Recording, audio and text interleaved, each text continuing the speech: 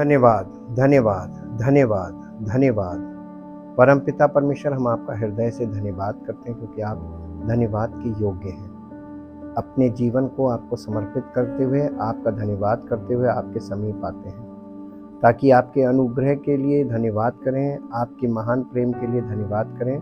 और प्रभु, आपकी सामर्थ जो हम लोगों को प्राप्त हो रही है, सब विश्वास करने वालों को, वो सामर्थ हमें मजबूत रखे ताकि हम हर परिस्थिति में आपकी सामर्थ के द्वारा खरे निकले और हमारा जीवन साबित हो कि हमने आप पर वास्तव में विश्वास किया और अपने सब युक्तियों को, अपनी सब समस्याओं को, अपनी सब बातों को आप पर छोड़ दिया, क्योंकि आप सच्चे न्यायी हैं। और आप जब न्याय करते हैं तो आप एकदम सही न्याय करते हैं, सच्चा न्याय करते हैं। इसलिए प्रभु, हम अपने आप को आपके हाथ में सौंपते हुए आपका धन्यवाद करते हैं और आपके समीप आते हैं और आपकी बातों को सुनने के लिए तैयार हैं। चाहते हैं पवित्र आत्मा के द्वारा हमसे बातें कीजिए ताकि हम आपकी बातों को समझें और आप पर हमारा भरोसा और बढ़े और आपकी महिमा हमारे जीवन से प्रकट हो जैसी होनी चाहिए। धन्यवाद के साथ इस प्रार्थना को आपके इकलौते पुत्र प्रभु यीशु मसीह के नाम से मांगते हैं, आमीन। Praise the lord. Kingdom of God part 91 में हम लोग देखेंगे God's heavenly pattern for our spiritual transformation. परमेश्वर का जो स्वर्गीय वो है पैटर्न का मतलब होता है स्वर्गीय चित्रण फॉर आवर स्पिरिचुअल ट्रांसफॉर्मेशन, जो हमारे आत्मिक परिवर्तन के लिए आवश्यक है। ये जो हेवनली पैटर्न है, ये मूसा का तंबू है, ये स्वर्गीय चित्रण है, यानी स्वर्ग का चित्र है वो, और उसी में सारे भेद रखे हुए हैं और वो हमारे आत्मिक ट्रांसफॉर्मेशन यानी आत्मिक परिवर्तन के लिए जो हमको नए रिन्यू करते हैं वो दर्शाते हैं। इफिसियों की पत्री उसका पहला अध्याय उसके 10 पद को पढ़ें कि समयों के पूरे होने का ऐसा प्रबंध हो कि जो कुछ स्वर्ग में है और जो कुछ पृथ्वी पर है, सब कुछ किसमें करें? मसीह में एकत्र करें। मतलब एकत्र करे का मतलब क्या होता है? मसीह में इकट्ठा करें, कलेक्ट करें, कलेक्शन की। इसको इंग्लिश में पढ़ दीजिए ताकि ये बात क्लियर हो जाए। ये आज की जो टॉपिक है इसकी ये आधार है।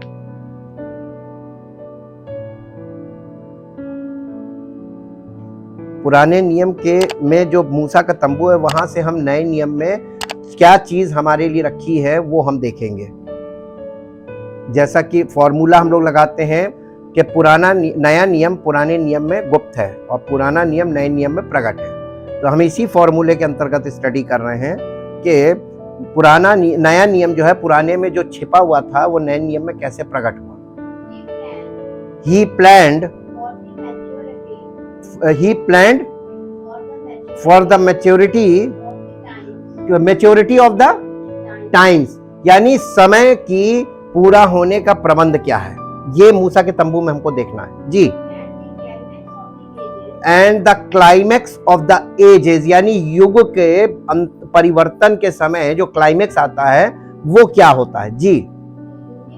To unified all things and head them up and consummate them in Christ, both things in heaven and things on the earth, यानी पृथ्वी की चीजें और स्वर्गीय वस्तुएं सब मसीह में परिपूर्ण करके वो सेलेक्ट करेगा और कलेक्ट करेगा। ये है असली काम जो परमेश्वर कर रहा है मसीह के द्वारा। अब आपको हम एक चीज बताते हैं, इस बात का आधार मसीह में सारी सृष्टि की उत्पत्ति हुई है, मसीह के द्वारा सारी सृष्टि की उत्पत्ति हुई है और मसीह के लिए सारी सृष्टि की उत्पत्ति हुई है। तो सृष्टि में जो कुछ भी हमको दिखता है और जो नहीं भी दिखता है प्लैनेटरी बॉडीज वगैरह हम नहीं देख पाते हैं। हर चीज मसीह में सृष्टि की गई है और हर चीज मसीह के द्वारा सृष्टि की गई और हर चीज मसीह के लिए सृष्टि की गई है। वो ही इज द किंग, वो सब चीजों में सर्वोच्च है। इसको हमको समझना है। मूसा के तंबू से चल के देखते हैं। आउटर कोर्ट बाउंड्री जो मूसा के तंबू में, देखिए हम आपको इस बात का आधार बता दें।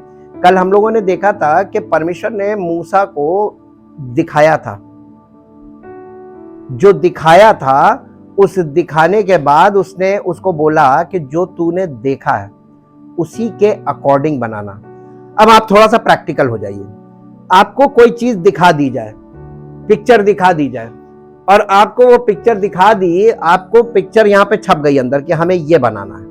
उसका आकार पता चला, उसका वो कैसी है, कैसी दिखती है, दिखने में कैसी है, और उसमें कौन से रंग हैं, क्या कहाँ कहाँ उसको फिक्स किया गया है, आप देखकर ये पता लगा सकते हैं। लेकिन क्या आप देखकर उसकी नाप जोख पता लगा सकते हैं?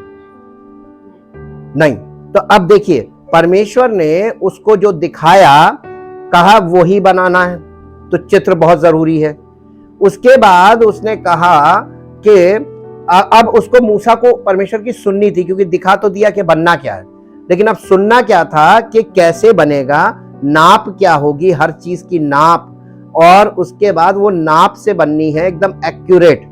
इसलिए एक वार्निंग बार बार चल रही थी कि जैसा तुझे दिखाया गया ठीक वैसे ही बनाना। एग्जैक्ट की बात की जा रही है। परमेश्वर एग्जैक्ट पे इतना जोर क्यों दे रहा था, आज आपको पता चलेगा।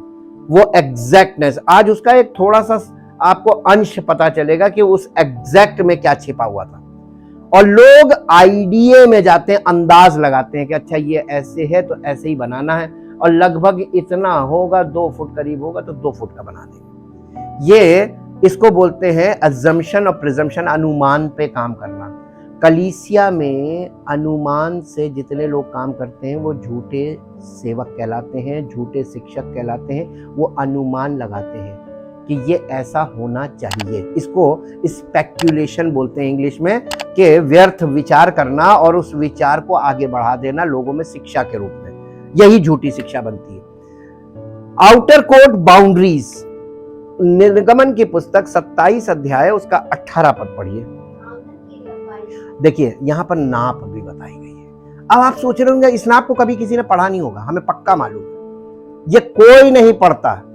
लेकिन हम आपको एक इसको पढ़ने से पहले हम आपको एक बात बता दें। मूसा के तंबू में जितनी चीजों का प्रयोग किया गया था, चाहे वो कपड़ा हो, चाहे वो खाल हो, जानवरों की खालें भी यूज की गई थी, जितनी चीजें, ये जब वेस्ट मटेरियल था, इस वेस्ट मटेरियल को परमेश्वर ने यूज किया था पहली बार। बबूल की लकड़ी जो आसानी से अवेलेबल होती है, जंगल के जंगल होते हैं, कोई नहीं बोता है, अपने आप उगाते हैं, इजीली अवेलेबल, उसका इस्तेमाल किया। और इसमें जो कलर्स इस्तेमाल किए गए थे उनका भी अर्थ है, इसमें जो नाप है उसका भी अर्थ है, और इसमें जो मटेरियल है, हर मटेरियल की एक एक मीनिंग है। अगर आप उसकी अध्ययन शुरू करेंगे तो आपको बहुत लंबा समय चाहिए उसके अध्ययन के लिए, और वही चीज जो वहां पर उसमें छिपी हुई है वही कलीसिया में वो करेगा। इसलिए सारा भेद कहां पर है? तंबू में।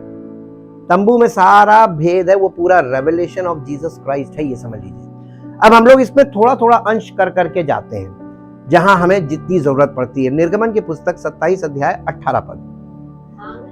आंगन की लंबाई, एरिया क्या था आंगन का, बाहरी आंगन का, आंगन की लंबाई 100 हाथ। अब देखिए हाथ समझिएगा, इसको इंग्लिश में क्यूबिट्स लिखते हैं। ये हाथ का मतलब मालूम क्या है? यहां कोहनी से लेके और ये बीच वाली जो लंबी उंगली है यहां तक, ये इसको कहते हैं हाथ। ये नाप दी गई है वहां पे ये वाली, और इसको अगर आप नापेंगे तो ये अनुमान से लगभग ये 1 फुट के होगा। ये 1 फुट की दूरी है, तो 1 फुट, तो ये यहाँ पे लिखा है उसकी लंबाई 100 हाथ की।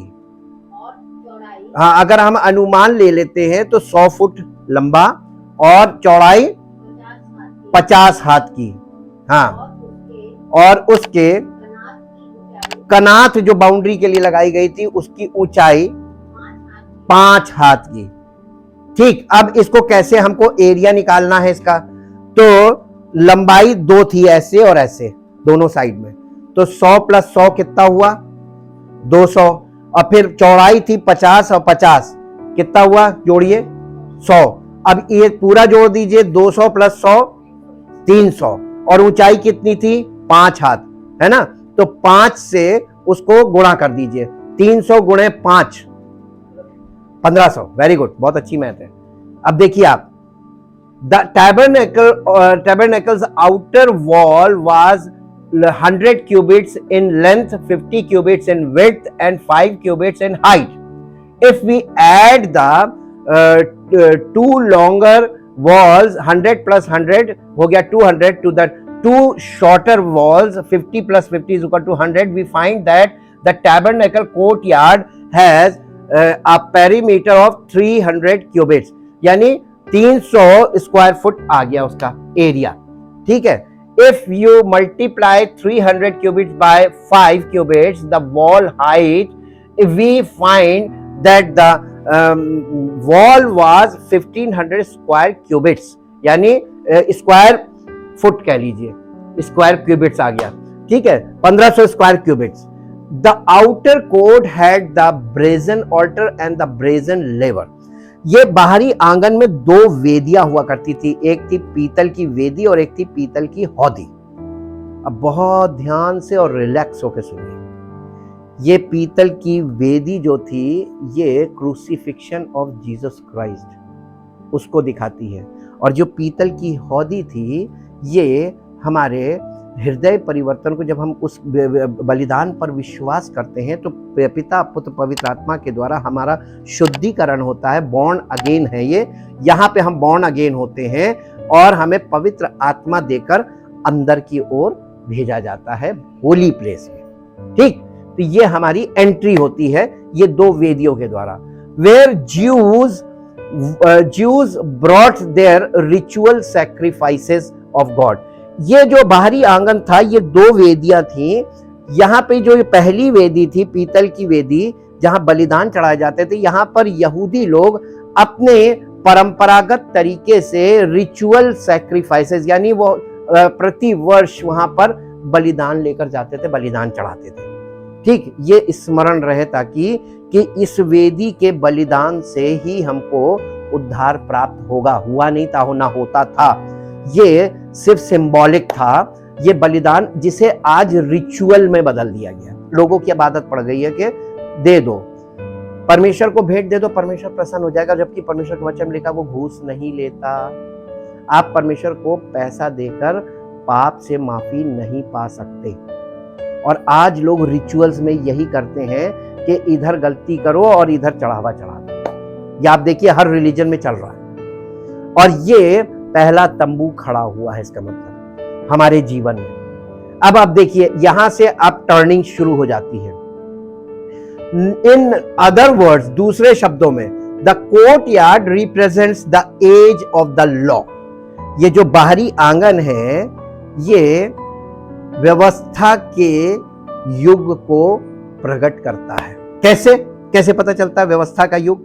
अगर आप बिब्लिकल टाइम चार्ट में जाएंगे तो व्यवस्था की टाइमिंग जो मूसा के तंबू से शुरू हुई थी और यीशु मसीह के पुनरुत्थान तक चली है, वो 1500 साल की थी। चौंके होंगे ना, 1500 स्क्वायर फुट निकला था। वो 1500 स्क्वायर फुट की जो नाप थी वो प्रभु यीशु मसीह के पुनरुत्थान तक, यानी जब तक वो सिद्ध बलिदान नहीं हो जाता और वो वेदी का काम खत्म नहीं हो जाता तब तक के समय को दिखाती है। 1500 years, the law period, age of the law and prophets. From Moses receiving the law on Mount Sinai to the resurrection of Jesus Christ was approximately 1500 years. लूका रचित सुसमाचार उसका 16 अध्याय का 16 पद पढ़िए। इंग्लिश में भी पढ़िएगा हिंदी के बाद। लूका रचित सुसमाचार 16 अध्याय उसका 16 पद। व्यवस्था और भविष्यवक्ता यूहन्ना बपतिस्मा, ये लास्ट प्रॉफिट ये है, यूहन्ना बपतिस्मा देने वाला जो यीशु मसीह से पहले आया था। इसके बाद यीशु मसीह आ गया जी। उस समय से परमेश्वर के राज्य का सुसमाचार सुनाया जा रहा है। ऑलरेडी ये काम चल रहा है, लेकिन संसार में किसी को नहीं मतलब कि क्या हो रहा है, परमेश्वर के द्वारा क्या हो रहा है, परमेश्वर की राज्य के लिए परमेश्वर क्या कर रहा है। ये स्पिरिचुअल पार्ट है, अनसीन है, और सब लोग अपने अपने चीजों में मगन है। ये चल रहा है और ये अभी चलता रहेगा जी। और हर कोई उसमें किस में, परमेश्वर के राज्य में प्रबलता से प्रवेश करता है। इंग्लिश में पढ़ दीजिए, इंग्लिश बहुत जरूरी है क्योंकि ये टफ वर्सेस हैं जिसको हम इंग्लिश में पढ़वाते हैं, ये हिंदी से कभी क्लियर नहीं होंगी। Until John came, there were the law and the prophets. Since then, the good news, the gospel of the kingdom of God is being preached, and everyone strives का मतलब होता है उसमें घुसने की कोशिश करना। strives violently यानी बहुत साम दाम दंड भेद लगाकर वायलेंटली उसमें घुसने की कोशिश कर रहा किंगडम जी। हैं जी जी, धक्का मुक्की, हाँ, वायलेंटली टू गो इन, हैं would force his own way, अपने तरीके से उसमें घुसने की कोशिश कर रहा है, rather than God's way into it, यानी परमेश्वर का जो प्रेस्क्राइब्ड वे है उससे नहीं आ रहे, वो सामदाम दंड भेद लगाकर किंगडम में घुसने की कोशिश कर रहे हैं। ये फॉल्स टीचिंग से हो रहा है, लेकिन घुस नहीं पाएंगे। आप बताइए परमेश्वर घुसने देगा? ये लोगों को और खुद को धोखा देने वाली बात है। ये वचन ही, ये बाइबल छपी हमारे घर की नहीं छपी, ये परमेश्वर का वचन है। पवित्र आत्मा हम लोगों को दिखाता है। इब्रानियों की पत्री में आइए, इब्रानियों की पत्री 9 अध्याय उसका 9 और 10 पद, हिंदी में फिर इंग्लिश में। ये तंबू कौन सा? मूसा का तंबू। ये तंबू आज के लिए, वर्तमान समय के लिए एक दृष्टांत है। दृष्टांत का मतलब समझते हैं ना, कुछ दिखा के और प्रेजेंट के लिए कुछ आपको वहां से दिखाना कि देखो वहां देख रहे हो यही होगा जी, जिसमें ऐसी भेंट और बलिदान चढ़ाए जाते हैं जिनसे आराधना करने वालों के विवेक सिद्ध नहीं हो सकते। कोई व्यक्ति सिद्ध नहीं हो पाएगा तरीका जो अपना रहे हैं, क्योंकि वे केवल खाने पीने की वस्तुओं और भांति भांति के स्नान विधि के आधार पर शारीरिक नियम है। लोग आपसे कहेंगे बपतिस्मा ले लो, पानी का बपतिस्मा उद्धार मिल जाए, नहीं मिलेगा। ये शारीरिक नियम थे और इनसे आपको मिलेगा कुछ नहीं जी। जो किसते समय के लिए थे? लॉ पीरियड के लिए थे। वो लॉ पीरियड में सुधार का समय चल रहा था, सुधार के समय तक के लिए नियुक्त किए गए हैं। अब अभी तक सुधार हुआ ही नहीं, मसीह आ गया और वो किंगडम स्टार्ट करके, और अब दोबारा आ रहा है किंगडम को स्टार्ट करने, और किंगडम को पूरी तरीके से अपने यानी रेन करने आ रहा है, राज्य करने आ रहा है। जब उसके राज्य करने की बारी आ रही है तो लोग अभी यानी पहला पड़ाव ही नहीं पार कर पाए, यानी बाहरी आंगन में ही फंसे हुए। सीधी भाषा में अगर कहें तो आज लोग कहां फंसे हुए हैं? बाहरी आंगन में। कैसे? वो भेंट और बलिदान चढ़ाने में लगे हुए हैं और तमाम तरीके की विधियों का इस्तेमाल कर रहे हैं, और यही रिचुअल्स चल रहे हैं कि पानी का बपतिस्मा ले लो और होली कम्युनियन और ये और वो, ये सारे रिचुअल्स चल रहे हैं कि ये अगर होली कम्युनियन नहीं लोगे तो तुम्हें उद्धार नहीं मिलेगा। क्योंकि हमने इन चीजों का बहुत जबरदस्त सामना किया और अभी भी कर रहे हैं। लेकिन हम आपको बताएं ट्रुथ क्या है। परमेश्वर का वचन, ये रिटन वर्ड है, ये ट्रुथ है। ये और परमेश्वर का आत्मा ट्रुथ का स्पिरिट ऑफ ट्रुथ है, और Jesus himself is the truth, वो हमारा लिविंग ट्रुथ है। अब ये इतना ट्रुथ के बाद भी लोग भटक रहे हैं, तो इसका मतलब वो अपनी भावनाओं के कारण भटक रहे हैं, अपने स्वभाव के कारण भटक रहे हैं, अपनी इच्छाओं के कारण भटक रहे हैं। जैसा कि याकूब में लिखा है, प्रत्येक मनुष्य अपनी अभिलाषा के द्वारा खींचकर फंसकर परीक्षा में पड़ता है। जी, अब देखिए इसको हो गया कंप्लीट, इसको इंग्लिश में पढ़ दीजिए। Seeing that first outer portion of the tabernacle, outer portion of the tabernacle means outer court, बाहरी आंगन, outer portion of the tabernacle was a parable, a visible symbol or type or picture of the, यानी वर्तमान युग का को दिखाता है बाहरी आंगन। आज वर्तमान युग कहां खड़ा है? बाहरी आंगन में ही है जी। In it gifts and sacrifices are offered and yet are incapable of perfecting the conscious or of cleansing and renewing the inner man of the worship, यानी हमारे भीतरी मनुष्यत्व को आप देखिए, कितनी भी प्रार्थना कर लीजिए, आपका भीतरी मनुष्यत्व शुद्ध नहीं हो सकता, सिद्ध नहीं हो सकता जब तक रिन्यूअल ऑफ माइंड नहीं होगा। आप कितनी प्रार्थना कर लो, रिन्यूअल ऑफ माइंड करके दिखा दीजिए, नहीं होगा, क्योंकि परमेश्वर का वचन कह रहा है ये चीजें लोग कर रहे हैं, केवल प्रार्थना कर रहे हैं और तरह तरह के तरीके अपना रहे हैं कि ऐसे करो फिर ऐसे करो, यहाँ पे इतनी भेंट दे दो, वहां चले जाओ, उनसे मिल लो, उनसे प्रार्थना करा लो, ये चीजें चल रही हैं और ये पहला पड़ाव अभी पार नहीं कर पाए, सभी इसी में फंस गए जी। और फॉर द सेरेमनीज, ये सेरेमनीज में फंस गए लोग। Deal only with clean and unclean meats and drinks and different washings, mere external rules and regulations for the body imposed to type the worshipper over until the time of setting things straight of reformation। एक minute रुक जाइए, what is the meaning of reformation? आपने कभी ध्यान नहीं दिया, मैं आपको पहले सांसारिक बता दूंगा। इस समय सारे कानून पलटे जा रहे हैं, पुराने कानून हटा के सब नए कानून आ रहे हैं, इसी को रिफॉर्मेशन बोलते हैं।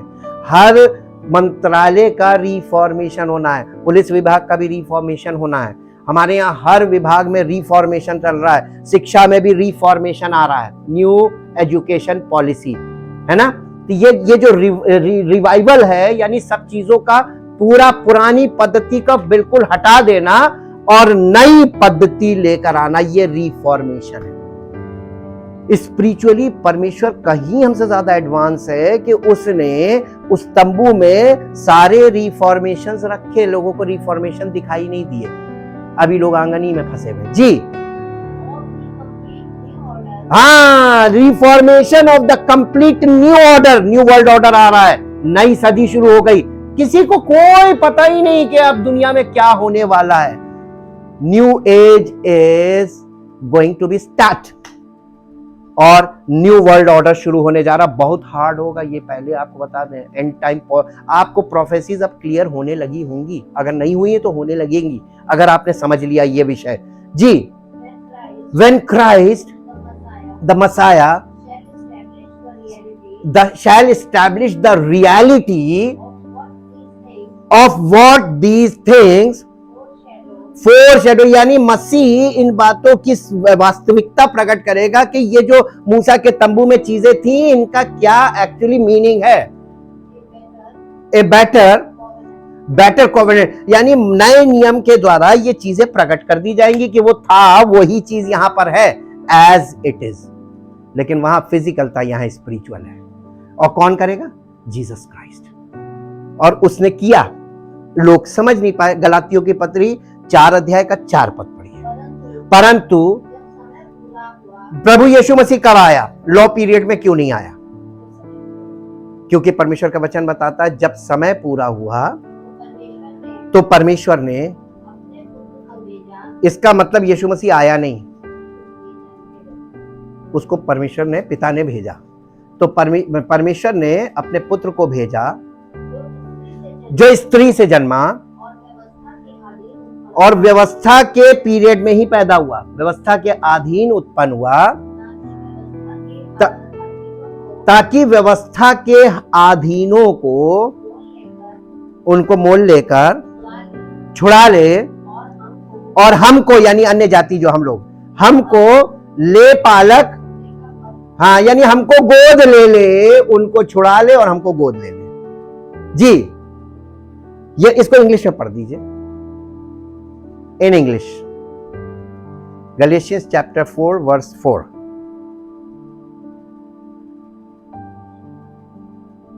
Thank you, Jesus. But when the proper time had fully come, God sent His Son, born of a woman, born subject to the regulation of the law. यानी यीशु मसीह व्यवस्था के अंतर्गत पैदा होकर आ रहा है ताकि व्यवस्था के अधीनों को, देखिए युग ऐसे करके आप देखते हैं तो बीसी के एंड में और एडी के शुरू में यीशु मसीह आया। ठीक, अब परमेश्वर के प्लान में शुरू से यहूदी और अन्य जाति दोनों हैं, प्लान में दोनों हैं, लेकिन डील अलग अलग समयों में अलग अलग तरीके से कर रहा है। और अब मसीह यानी पुत्र के युग में इनको एक साथ डील कर रहा है। ये इसीलिए समझना कहीं कहीं बहुत कठिन हो जाता है। होली प्लेस, अब ये देखिए आउटर कोर्ट में ये वाला, ये पीरियड अभी है कि चल रहा है कि खत्म हो गया है? बताइए, 1500 साल वाला, ये यीशु मसीह के रिजरेक्शन पे खत्म हो गया ना ये पीरियड। तो अभी वो सिस्टम कैसे चल रहा फिर, अगर ये पीरियड खत्म हो गया?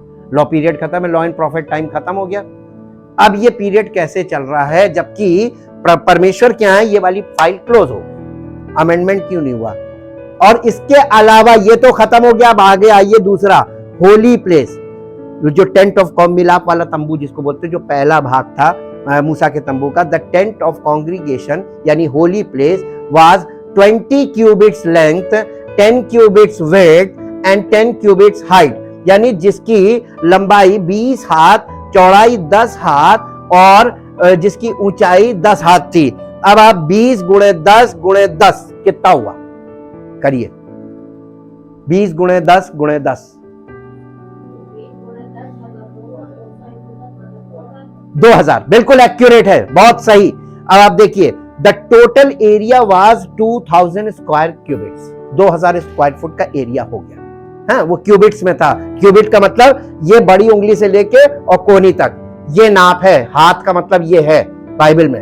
अब इसके हिसाब से ये 2000 स्क्वायर क्यूबिट्स है। The holy place represents the church age, ये कलीसियाई युग को दिखाता है। कलीसियाई युग कहां से शुरू हो रहा है? पेंतेकोस्त से शुरू हो रहा है, प्रेरितों के काम की पुस्तक में। और प्रेरितों से शुरू होके वहां से पहली सदी की कलीसिया जिसको बोलते हैं 100 एडी से आप लीजिए, 100 एडी से चलेंगे तो 2000 वर्ष कब पूरे हुए? कैलकुलेट करके बताइए, जितनी जल्दी कर सकते हैं। 2000 वर्ष कहां पूरे हुए? अरे जहां 100 ईस्वी शुरू हुआ, 100 ईस्वी से 2000 वर्ष कहां पूरे हो रहे हैं? ये 2000 में। आज क्या चल रहा है? 22 चल रहा है, ओवर जा रहा है ना। ये एक्चुअली एग्जैक्ट नहीं है, ये अप्रॉक्स है। तो अब आप बताइए कि ये जो कलीसियाई युग है इसका अंत हो रहा है कि नहीं हो रहा है? क्यों अंत हो रहा मालूम है? कलीसिया को रिफॉर्म होना था, रिफॉर्म नहीं होगी जब कोई चीज समय पर जैसा उसको परिवर्तित होना चाहिए नहीं होती है, तो वो उस युग में जो दूसरा युग होता है, जो नया युग आ रहा होता है, उसमें वो चीज जाके फेल हो जाती। जैसे पुराने कानून आज के युग में फेल, क्यों फेल हो गए? क्योंकि आज के लोगों की मानसिकता, आज के लोगों का क्राइम का तरीका, आज के लोगों के आज टेक्नोलॉजी का बढ़ जाना, ये चीजें उस कानून को फेल कर देती है। इसलिए वो सिस्टम पूरा फेल हो जाता है। और ये सिस्टम फेलियर आपको पूरे वर्ल्ड में देखने को मिलेगा। हर जगह सिस्टम फेलियर हो रहा है। सिस्टम फेलियर मतलब गवर्नेंस, सरकार की जो शासन प्रणाली है वो पुरानी है और युग नया आ गया, तो वो शासन प्रणाली और प्रजा के बीच टकराव आ रहा है। यह है इसका अंत और नए युग की शुरुआत। जब दो युग आपस में टकराते, पुराना जिसको मिटना है वो मिटना चाहिए ताकि नया जिसको आना चाहिए वो आना चाहिए। लेकिन एक्सेप्टेंस पब्लिक में नहीं होती है नए कानून की। आप देख लीजिएगा, जब भी कोई नया कानून आता है उससे पहले कितने झगड़े शुरू हो जाते हैं। मालूम क्यों? परंपरा नहीं छोड़ना मांगते। अरे जमाने से ये चला आ रहा है, हम कैसे ये चीज एक्सेप्ट कर लें? जो परिवर्तित नहीं होता ना वो नष्ट हो जाता है। ये फॉर्मूला मेरा याद रखिएगा। अगर आपका माइंड परिवर्तित नहीं होगा ना तो आप नष्ट हो जाएंगे। ये सिद्धांत है, प्राकृतिक सिद्धांत। ये 2000 ईयर्स इन ड्यूरेशन, यानी इस ड्यूरेशन में जो 2000 वर्ष का कलीसियाई युग है, इस अवधि में, इस समय में क्या होगा? इन ड्यूरेशन, कहां गया? Enough speculation. अब इतना ज्यादा स्पेक्यूलेशन होगा परमेश्वर के वचन को, उसकी योजना को, हर चीज को लेकर। स्पेक्यूलेशन का मतलब समझते हैं? व्यर्थ विचार। इतने ज्यादा लोग इसमें अनुमान लगाएंगे, मेरे हिसाब से इसका मतलब ये है, तो दूसरा डिनोमिनेशन कहेगा मेरे हिसाब से इसका मतलब ये है, फिर तीसरा खड़ा हो जाएगा कहेगा मेरे हिसाब से इसका मतलब ये है। तो आप देखिए जितने डिनोमिनेशन खड़े या आपस में एक दूसरे से मत में बदले हुए, यानी इनका मत अलग अलग है। हम यीशु मसीह को मानते हैं, लेकिन हमारा मानना यह है कि यीशु मसीह ये करेगा, वो कहता नहीं ये करेगा, तो वो कहेगा नहीं ऐसे करेगा, तो वो कहेगा नहीं ऐसे नहीं ऐसे करेगा। ये मतभेद कहां से आ गए? ये इनफ स्पेक्यूलेशन चलेगा इन द चर्च एज। कलीसियाई युग में ये चलेगा और ये बात पहले से परमेश्वर ने बता रखी है, वचन में है। अब आप देखिए, इसमें मैंने डॉट डॉट डॉट डॉट दिया है। तो ये ड्यूरेशन में जब ये चलेगा, इसके बाद एट द एंड क्या होगा? Back to the teaching. कलीसिया फिर पलटेगी शिक्षा की ओर, बाइबल स्टडी की ओर, टीचिंग की ओर मुड़ेगी। और जो मुड़ेगी वही यानी इसके आगे अगले युग में जाएगी, और जो नहीं मुड़ेगा वो यहीं में पड़ जाएगा। देखिए, परमेश्वर ने ऑटोमेटिक सिस्टम रखा है हर चीज का। परिवर्तित तो माइंड, आपका हृदय परिवर्तन अगर पूरी तरीके से रिन्यूअल ऑफ माइंड नहीं होगा तो आप वहीं रह जाएंगे, आंगन में ही रह जाएंगे, आप पवित्र स्थान में ही रह जाएंगे। आप पवित्र स्थान से आगे परम पवित्र स्थान में नहीं जा पाएंगे। और यही बात वो इब्रानियों 9 में लिखी हुई है कि जब तक पहला तंबू खड़ा है, परम पवित्र स्थान, होली ऑफ होलीज का मार्ग प्रकट नहीं होगा। जब तक तुम पहले तंबू में बैठे हुए, यानी होली प्लेस में, कलीसियाई युग में, तब तक तुम्हें परम पवित्र स्थान नहीं पहुंच पाओगे। मालूम क्यों? क्योंकि वहां स्पेक्यूलेशंस चल रहे हैं, वहां पे व्यर्थ विचार चल रहे हैं, सबकी अपनी अपनी धारणाएं, मान्यताएं, ये सब चल रही हैं। इसीलिए साम दाम दंड भेद लगा के सब किंगडम में प्रवेश करने की कोशिश कर रहे हैं, इसलिए वहां पे ये चल रहा है। और अब हम लोग ये दो के बीच में आ गए, होली प्लेस और होली ऑफ होली प्लेस के बीच में फंसे हुए। बहुत से लोग प्रभु यीशु मसीह पर विश्वास तो कर लिया है, लेकिन सही शिक्षा, सही मार्गदर्शन और सत्य का ना समझ पाने से वो पवित्र स्थान में भी फंस के रह जाएंगे। रिचुअल्स है वहां पर भी, ठीक, वहां पर रोटी की मेज थी, तो आपको होली प्लेस में मालूम क्या मिलेगा? होली कम्युनियन मिलेगा, रोटी और जल मिलेगा, जीवन का जल और जीवन की रोटी कह के। हाँ, यीशु मसीह ने ऑर्डिनेंस दिया था, लेकिन हर चीज की टाइमिंग भी काम कर रही है। आप टाइमिंग को देखिए कहां पहुंच गए, युग के लक्षण नहीं समझ पाए, यीशु मसीह ने इस पर डांट लगाई थी।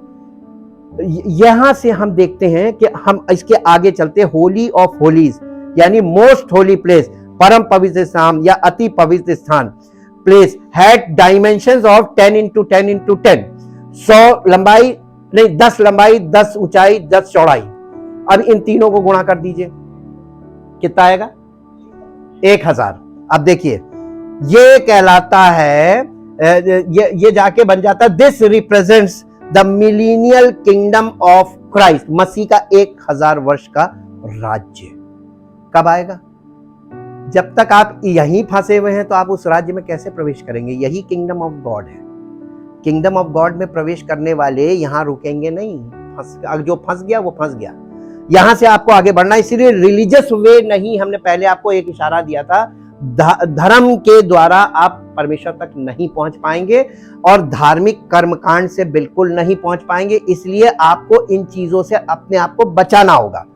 आप सत्य के मार्ग से परमेश्वर तक पहुंच सकते हैं, क्योंकि परमेश्वर सत्य है, वचन सत्य है और पवित्र आत्मा सत्य का आत्मा है, और वो सत्य का आत्मा आपको वहां पहुंचाएगा परमेश्वर के वचन की सच्चाई के द्वारा, यीशु मसीह के द्वारा जो परम सत्य है उसके द्वारा सत्य का आत्मा आपको उस राज्य में पहुंचाएगा। और ये हमारे लिए रास्ता, इसीलिए कहा गया Jesus is the way, millionaire kingdom of Christ which will last 1000 years। ये 1000 वर्ष का राज्य होगा। During this time Jesus Christ the living bread from heaven will rule and reign from the mercy seat in Jerusalem with a rod of iron। लोहे के राजदंड को लेकर 1000 वर्ष यीशु मसीह राज्य करेगा। कब? 21वीं सदी से ये शुरू होगा। 21st सेंचुरी से ये राज्य शुरू हो रहा है उसका, और लोहे का राजदंड। अब आपको बहुत सतर्क हो जाना चाहिए। लोहे के राजदंड का क्या मतलब है? लोहे का राजदंड का मतलब हार्ड रूल। हार्ड रूल होगा, बहुत हार्ड रूल होगा। लोहा हार्डनेस को दिखाता, हार्ड रूल होगा ये। He will write his law on our heart. और इस समय में ये 1000 वर्ष के राज्य में यीशु मसीह एज अ किंग रूल करेगा from the Jerusalem on earth, और उसके साथ साथ वह हर एक के हृदय पर अपनी व्यवस्था लिखेगा। हालेलुया।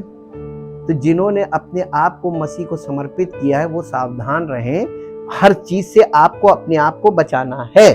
प्रकाशित वाक्य 20 अध्याय 1 पद से 7 पद तक पढ़िए। ऊपर हेडिंग होगी एक 1000 वर्ष का राज्य। जी। फिर मैंने एक स्वर्गदूत को स्वर्ग से उतरते देखा, जिसके हाथ में अथाह कुंड की कुंजी और एक बड़ी जंजीर थी। जी। उसमें उस अजगर अर्थात पुराने सांप को, जो इब्लीस और शैतान है, पकड़ के 1000 वर्ष के लिए यीशु मसीह के राज्य से क्या चीज शुरू होगी? चिन्ह है ये चिन्ह याद रखिएगा। यीशु मसीह जैसे ही और राज्य शुरू करेगा, सबसे पहले शैतान को बांध देगा। कितने साल के लिए? 1000 वर्ष के लिए। जी। और उसे अथाह कुंड में डालकर बंद कर देगा और उस पर मोहर लगा दी कि वो 1000 वर्ष के पूरे होने तक जाति जाति के लोगों को फिर ना भरमाए। इसका मतलब ये जो भरमाने वाला सिस्टम चल रहा है ना, फॉल्स टीचिंग, ये बंद हो जाएगी। बंद करेगा सबसे पहले। ये जो कर रहा है, इसके पीछे कौन है? बिहाइंड द सीन कौन काम कर रहा है फॉल्स टीचिंग में? तो जड़ को प्रभु यीशु मसीह सीधे जड़ पे काम करता है। उसको बांध दो, जहां वो बांध दिया तो उसके जितने भी दूत है ना, वो सब बंद गए। जी। उसके बाद अवश्य है कि वो थोड़ी देर के लिए, इसके बाद फिर खोला जाएगा। 1000 वर्ष के बाद फिर खोला जाएगा। मालूम क्यों? अब टेस्टिंग होगी कि जितनों के दिल पे प्रभु यीशु मसीह अपनी आत्मा के द्वारा व्यवस्था लिख देंगे, केवल वही परमेश्वर के लोग होंगे। बाकी जितने उसके बाद भी भटकेंगे, भरमाने वाला फिर काम शुरू करेगा, वो सब निकल जाएंगे। छठवीं बात लगातार होती रहेगी। जी। फिर मैंने सिंहासन देखे और उन पर लोग बैठ गए और उनको न्याय करने का अधिकार दिया गया। मैंने उनकी आत्माओं को भी देखा, जिनके सिर यीशु की गवाही देने और परमेश्वर के वचन के कारण काटे गए थे, और जिन्होंने ना उस पशु की और ना उसकी मूर्ति की पूजा की थी और ना उसकी छाप अपने माथे और हाथों पर ली थी। वे जीवित होकर मसीह के साथ 1000 वर्ष तक राज्य करेंगे। देखिए वो सुसमाचार में बोल रहा था ना कि तुम मेरे साथ राज्य करोगे जी, जब तक ये 1000 वर्ष पूरे ना हुए तब तक शेष मरे हुए, यानी अभी सबका पुनरुत्थान नहीं हुआ, अभी कुछ लोगों का पुनरुत्थान हुआ है जी। ये तो पहला पुनरुत्थान है। धन्य और पवित्र वो है जो इस पहले पुनरुत्थान में का भागी है। ऐसों पर दूसरी मृत्यु का कोई अधिकार नहीं, इनको कोई दूसरी मृत्यु नहीं छुएगी, पर वे परमेश्वर और मसीह के याजक होंगे और उसके साथ 1000 वर्ष तक राज्य करेंगे। जब 1000 वर्ष पूरे हो चुकेंगे तो शैतान फिर छोड़ा जाएगा। ये एकदम स्पष्ट है, वचन बिल्कुल स्पष्ट है। पवित्र जब वो अर्थात सत्य का आत्मा आएगा तो तुम्हें सब सत्य बताएगा और मेरी बातों में से लेकर तुम्हें बताएगा, मेरी महिमा करेगा और तुम्हें आने वाली बातें भी बताएगा। और हम आपको ये आने वाली बातें बता रहे, ये पवित्र आत्मा बता रहा है कि ये होगा। ये 3 पड़ाव यहां पर है और ये तीनों पड़ाव 3 युग को दिखा रहे हैं। पहला बाहरी आंगन पुराने नियम को, यानी मूसा के समय में जो बलिदान विधि चली थी यीशु मसीह के पुनरुत्थान तक, यानी मूसा के 10 आज्ञाएं जब दी गई वहां से शुरू होके और यीशु मसीह के पुनरुत्थान पे पूरा हो गया, कंप्लीट। उसके बाद कलीसियाई युग शुरू हुआ पेंतिकुस्त से और इसका एंड है रैप्चर पे। रैप्चर का मतलब कि प्रभु यीशु मसीह की सेकंड कमिंग का समय हो जाएगा और जब वो आएगा तो सबसे पहले मालूम क्या होगा, लिखा है कि वो ये झूठी शिक्षा वाली जो आत्मा है उसको अपनी मुंह की फूंक से मार देगा, उसको कैद करेगा शैतान को और उसकी स्पिरिट को वो फूंक से खत्म कर देगा और इसको रोक देगा। ये फॉल्स टीचिंग रुक जाएगी और फिर से सच्चाई की टीचिंग शुरू हो जाएगी, बाइबल स्टडी शुरू हो जाएगी कलीसियाओं में। देखिएगा अब ये चेंजेस शुरू होने जा रहे हैं, हो जाना चाहिए, टाइम हो गया है। और अब ये जो तीसरा युग है, हम लोग इस तीसरे युग के मुहाने पे खड़े हैं। We are ready, are you ready to enter into the holy of holies? वही किंगडम ऑफ गॉड है, वहां पर आपको यीशु मसीह पिता पुत्र पवित्र आत्मा ही आपको लेके जाएंगे। वहां पर किसी मनुष्य की जरूरत नहीं है आपको। और इसीलिए मेरे साथ एक जगह चलिए जो आपको मिलेगा इन चीजों को समाप्त करने के लिए। आपको ये समझना है तो लूका रचित सुसमाचार उसका 16 अध्याय फिर से निकालिए। लूका रचित सुसमाचार 16 अध्याय और उसका 29 और 30 और 31 3 पद पढ़ दीजिए, हिंदी में और फिर इंग्लिश में। ये वो कहानी है अमीर आदमी की और निर्धन लाजर की, जो दोनों की मृत्यु दिखाई गई है। और दोनों की मृत्यु के बाद अब्राहम ने उससे कहा, उनके पास तो मूसा, किनके पास मालूम है ये क्यों बोला गया है? इसके पहले एक पद पढ़ दीजिए कि क्यों बोला गया, ऐसा क्यों बोला उसने? क्योंकि मेरे 5 भाई हैं, वो उनके सामने कौन? यदि कोई मृतकों में से जी उठे तो वो ये कह रहा था लाजर को जीवित करके भेज दे, मेरे 5 भाई हैं। और वो जाके इस बात की गवाही दे, ऐसा ना हो कि वे भी इस पीड़ा की जगह पे आए। अपने भाइयों की चिंता कर रहा है जी। अब्राहम ने उससे कहा, उनके पास तो, तुम्हारे भाइयों के पास जो जमीन पर जिंदा हैं, उनके पास तो मूसा और भविष्यवक्ताओं की पुस्तकें हैं। किसकी? तो लोग किताबों की कहां सुनते हैं, लोग तो व्यक्ति से सुनते हैं। अब किताब अगर गलत व्यक्ति के हाथ में होगी तो गलत व्यक्ति क्या आपको बताएगा? रॉन्ग इंटरप्रिटेशन बताएगा कि नहीं बताएगा? किताब के साथ ये, आप किताब का खुद इस्तेमाल कीजिए, पवित्र आत्मा आपको सहायता करेगा और आपको किसी पवित्र आत्मा से प्रेरित व्यक्ति से फिर भी मदद चाहिए होगी, डिक्शनरी चाहिए होती है जी। उसने कहा नहीं है पिता, देखिए ये वाली बात एक्सेप्ट नहीं किया, नहीं है पिता अब्राहम, पर यदि कोई मरे हुओं में से जी उठे और उनके पास जाए तो वे मन फिराएंगे। उसने कहा नहीं, ये लॉजिकल है, ये नहीं हो सकता जी। उसने उससे कहा जब वे मूसा और भविष्यवक्ताओं की नहीं सुनते तो यदि मरे हुओं में से कोई जी भी उठे, यह परमेश्वर का दावा है। मालूम क्यों? यीशु मसीह जी उठा, कितनों ने मान ली? नहीं माना। परमेश्वर बहुत प्रमाणित बात करता है, उसको मालूम है कि कोई नहीं मानेगा, और जो मानने वाले वही मानेंगे, जो सत्य के प्रेमी हैं जो वही मानेंगे, और जो आप चाहें कि सब लोग कभी नहीं मानेंगे। और परमेश्वर इसीलिए हार्ड वे, जैसे जैसे टाइम एंड की ओर बढ़ेगा परमेश्वर हार्ड होता चला जाएगा, बहुत ज्यादा हार्ड, और ये हार्डनेस बहुत जरूरी है। इसलिए हम परमेश्वर का धन्यवाद करते हैं, वो डिसिप्लिन वाला परमेश्वर है और हर काम डिसिप्लिन के साथ करता है। अब आपको पता चला मेजरमेंट में क्या क्या छिपा है।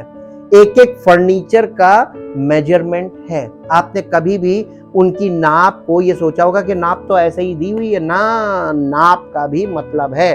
और हम आपको बता दें, वहां जो पर्दे लगे हुए थे उनमें जो कलर्स थे उनकी भी मीनिंग है, और वो सब यहाँ पे नए नियम की चीजों को खोलती है। कितनी गहराई है। अब आपको एक लास्ट में पॉइंट बताते हैं। परमेश्वर ने सृष्टि कितने दिनों में बनाई? 6 दिनों में बना दी थी, चटपट चटपट चटपट, और सब चीजें एकदम फर्स्ट क्लास बनी, आज तक चल रही। कहां से प्रॉब्लम शुरू हुई? जब परमेश्वर को अपना निवास स्थान पृथ्वी पर बनाना था, टैबरनेकल, हाँ, मूसा का तंबू, तो परमेश्वर को मूसा को इन चीजों को दिखा तो एक बार दिया, लेकिन बार बार परमेश्वर को उसको इस चीज में मदद करने के लिए, आप देखिए कि सृष्टि का वर्णन केवल एक चैप्टर में पूरा हो गया, पहले अध्याय में पूरा हो गया, लेकिन जो टैबरनेकल का बनाने का वर्णन है वो उस पे 40 अध्याय लगे। 40 अध्याय क्यों? क्योंकि उसमें बहुत बारीकी वाला काम है, नाप जोप से लेके हर चीज, और सबका मीनिंग है। इसलिए हम परमेश्वर का धन्यवाद करते हैं कि आपको जो कुछ पता है, कभी मत सोचिएगा कि हमें पूरा पता है, क्योंकि जो कुछ आपको पता है वो अभी बहुत थोड़ा है, और जो नहीं पता वो बहुत ज्यादा है। तो जो नहीं पता है उसकी एक जिज्ञासा रखिए, ताकि आपको मिलता रहे और आप परिपक्व होते चले जाएं, विश्वास में भी और आत्मिक जीवन में भी। दोनों चीजों में आपको परिपक्व होना है। परमेश्वर के प्रेम में परिपक्व हो, परमेश्वर की महिमा से सुसज्जित हो, ताकि आपका जीवन परमेश्वर की महिमा का कारण बने। परम पिता परमेश्वर, हम आपका हृदय से धन्यवाद करते हैं। अद्भुत युक्ति करने वाले प्रभु, हम आपका धन्यवाद करते हैं। हम धन्यवाद इसलिए करते पिता परमेश्वर कि जो बातें हमें नहीं समझ में आती हैं, तो वो बातें उनको हम अंदाजे से समझते हैं, जो कि गलत है। हमें प्रभु आपके उस समय तक रुकना चाहिए जब तक आपकी ओर से हमें परफेक्ट सत्य ना मिल जाए, ट्राइड एंड टेस्टेड ना मिल जाए, जब तक हमें पूरी तरीके से कंफर्मेशन ना मिल जाए, तब तक हम किसी चीज को अपने जीवन में लागू ना करें, बल्कि धीरज रखे रहें, क्योंकि परमेश्वर जिसको हमने अपना जीवन समर्पित किया है वो अपने काम में कभी देरी नहीं करता। He is always on right time, वो हमेशा समय पे काम करता है। इसलिए हम धन्यवाद करते पिता परमेश्वर, जैसे जैसे हमारी जिंदगी में समय आता जा रहा है, वैसे वैसे आप हमें परिपक्वता की ओर लेके जा रहे हैं। हम धन्यवाद करते हैं, ऐसा ही विश्वास करते हैं सब वचन के सुनने वालों पर, जिन्होंने आप पर विश्वास किया और अपना जीवन आपको समर्पित किया है। हाँ प्रभु, उन्होंने ऐसा कर तो लिया है, लेकिन उनके अंदर किसी भी प्रकार का भय ना हो, बल्कि वो निर्भय हो और परमेश्वर के प्रेम से भरपूर रहे, और प्रभु यीशु मसीह पर पूरी तरीके से भरोसा रखें, क्योंकि जिसने हमसे वादा किया है वो सामर्थी है, और वो हमें उस पड़ाव तक ले जाने के लिए सक्षम है। वो कर देगा, क्योंकि उसने हमसे वादा किया है और वो अपने वायदों में देरी नहीं करता। हम धन्यवाद करते प्रभु, और चाहते हैं कि हर विश्वासी मसीह की महिमा का कारण बने। और सारी महिमा आपको मिले। इस प्रार्थना को आपके इकलौते पुत्र प्रभु यीशु मसीह के नाम से मांगते हैं, आमीन। Praise the Lord. परमेश्वर आप सबको आशीष दे।